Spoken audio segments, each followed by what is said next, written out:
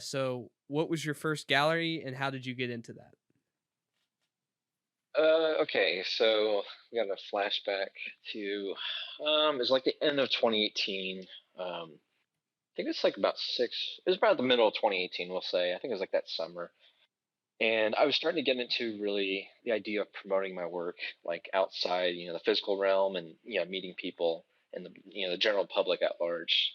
So I started printing my work, putting them in different frames, and when I say that, I mean back then, like I kind of cringe a little because like the quality of the work or just the presentation was very lackluster, and a lot of those prints either sold, fortunately, or like they just got destroyed because I didn't like them enough, didn't like the Hmm. quality, or whatever about it. But so I started like producing that year, pretty much that whole year, like this printed my work and stuff, and was really trying to create this almost like an inventory, as weird as that sounds, with just my prints or anything of that sort.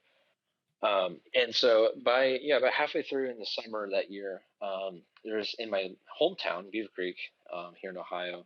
They had this like senior center, basically, just a couple minutes drive down the road from where I live, not too far here in town, and it was at a senior center, and they're opening up this new gallery basically space in that senior center.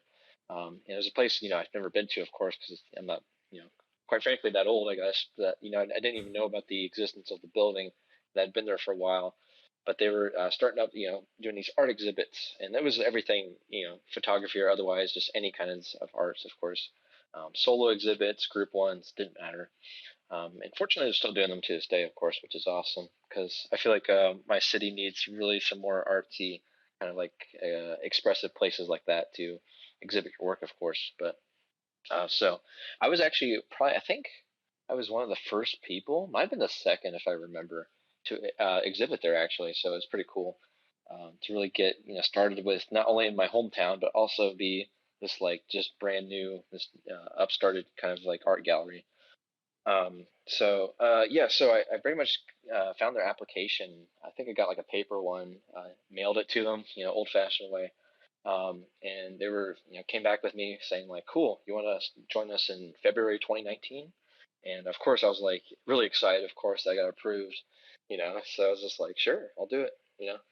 And I had all these frames and stuff already basically ready. I've been making tirelessly for months already, but I started working on some more stuff to get ready because I wasn't sure how much I would need. So they sent me like details, and they're like, "Hey, there's no commission, all this stuff," which is always great if you make a sale or two. Hmm. And they showed me the walls and the space. It was a pretty beautiful setting, which I'll share in like the video slideshow, like what it looked like. Um, but yeah, I basically went there and flash forward, I guess, to early 2019. And so I had exactly a month. It was from February, pretty much the beginning to the end, was my exhibiting time, which was basically what their schedule allows is 1 month. And so I drove over there. It was like just crazy snowfall. Had to take all these detours because there's all these road closures and stuff. It was just like nuts trying to get there this one early morning. But I was really eager and stoked, honestly. And one of my first YouTube videos was actually about this day. Like I recorded something that day. So you can definitely check that out if you're curious. One of the oldest videos I have on there still. But yeah, so I basically just brought all my frames and stuff. Met this lady, Susan Scott. Shout out to her. I haven't talked to her ever since, but hopefully she's doing well. And she helped me out with just putting up the work and stuff and arranging it and being like, it looks good here. Move those over, colors. Basically trying to arrange it to feel like a cohesive thing because yeah, 2 years ago, I mean, like I was strictly, like nature. I had lots of bird stuff framed and stuff. I had like macro wildflowers. I had some landscapes in there.